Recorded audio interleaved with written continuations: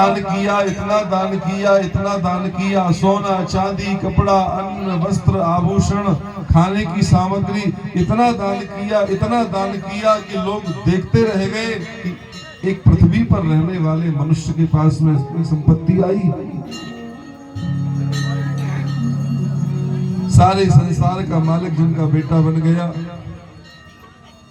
उनके घर में क्या कमी हो सकती है?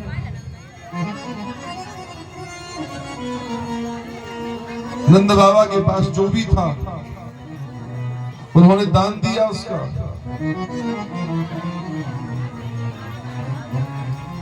किसी को भी खाली नहीं लौटाया। देवताओं के कोषाध्यक्ष कुबेर महाराज गए उस उत्सव में सम्मिलित होने के लिए, और वो देख रहे हैं कि मैं देवताओं का कोषाध्यक्ष हूं, पर इतनी संपत्ति तो मेरे पास में भी नहीं है जितनी एक मनुष्य के पास में है। पृथ्वी पर रहने वाला एक मनुष्य जो गाय पालता है और उसके पास में इतनी संपत्ति जितनी मेरे पास में नहीं है।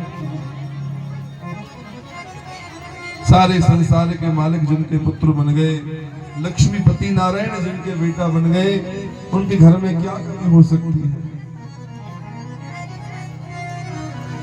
अब आप विचार करिए, जब भगवान का जन्म हुआ था तब नंद बाबा ने ये खबर सुनी कि हमारे घर पुत्र हो गया। ये खबर सुनने मात्र से, अभी भगवान का दर्शन किया नहीं था, केवल कानों में खबर पड़ी कि घर में पुत्र हुआ है। ये खबर सुनने मात्र से ही 2 लाख गाय दान में दूंगा ऐसा संकल्प किया मन में।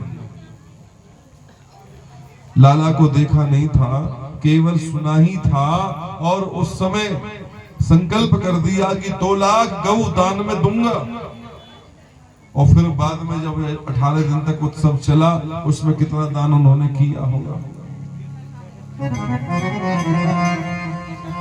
एक बात बड़ी प्रसिद्ध है कि नंद बाबा के यहाँ 9 लाख गैया हैं, तो ये बात तो सच है, पर केवल 9 लाख ही गैया नहीं है, नंद बाबा के यहाँ करोड़ों गौएं हैं। भारतवर्ष के हर प्रांत में उनकी गौशालाएं थीं। भारतवर्ष के हर प्रांत के हर कस्बे में, हर गांव में, हर नगर में उनकी गौशालाएं थीं। और एक एक गौशाला में हजारों हजारों गौएं थीं। तो केवल नंद बाबा के पास में 9 लाख गौ नहीं है। 9 लाख गौ तो है, लेकिन उसके अलावा भी गौएं हैं, करोड़ों गौएं हैं उनके पास में। और जो गौ सेवा करते हैं उनके घर में भगवान आते हैं।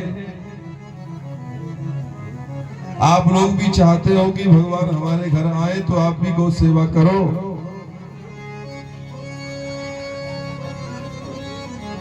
आज कितनी सारी गौओं को काटा जा रहा है।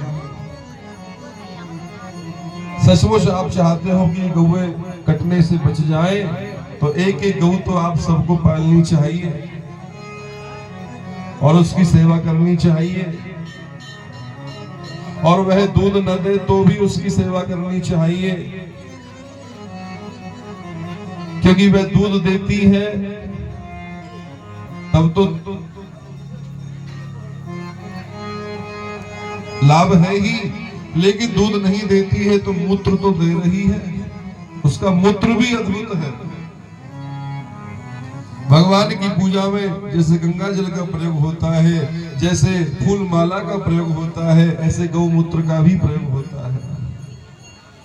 और अभी आप लोग सुन रहे थे कि गौमूत्र से भगवान को स्नान कराया गया। गौमूत्र भगवान के मुख में डाला गया। गौ के गोबर का तिलक भगवान के माथे पर किया गया।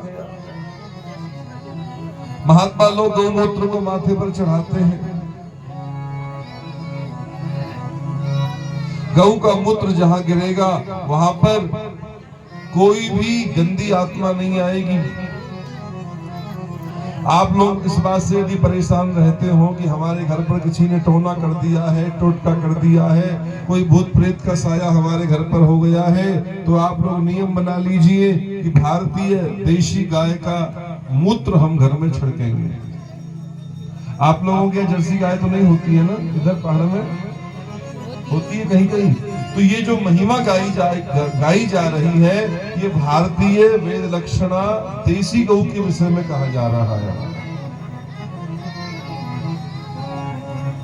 आजकल छेड़छाड़ करने वालों की भी तो कमी नहीं है। जैसे हर चीज को लोग नकली बनाने में लगे हैं ना, ऐसे गौ को भी नकली बनाने में लोग लगे हुए हैं। गौ माता की नस्ल से भी छेड़छाड़ करके एक नकली गैया बना दी है, जिसको कहते हैं जर्सी। तो कष्ट उसको भी नहीं देना है, भगवान उसमें भी है। कुत्ता बिल्ली गधा घोड़ा सब में भगवान है, कष्ट किसी को नहीं देना है। लेकिन ये जो महिमा गाई जा रही है कि गौमूत्र का पान भगवान ने किया, गौमूत्र भगवान के मुख में डाला गया, गौमूत्र से भगवान को स्नान कराया गया, और गौमूत्र से महात्मा लोग गौमूत्र को महात्मा लोग माथे पर चढ़ाते हैं। गौमूत्र भगवान की पूजा में आता है। गौमूत्र घर छिड़कने से घर पवित्र होता है। ये जितनी बात कही जा रही है, ये भारतीय वेद लक्षणा गौ माता के विषय में कही जा रही है, देसी गाय के विषय में कही जा रही है। आदर सबका है, सब में भगवान है। पर ये जो महिमा है, सेवा करने का जो फल है, वह देसी गाय का है। आप लोग अपने घर में छिड़का करो। भूत प्रेत की कोई भी बाधा होगी, जादू टोना कोई भी होगा, टोना टोटका कोई भी होगा, वो सब कामयाब नहीं होगा, सब दूर ही रहेगा। किसी भी तरह की अशुद्धि आपके घर में होगी, वह दूर हो जाएगी। आप सब लोगों को गौ सेवा करनी चाहिए।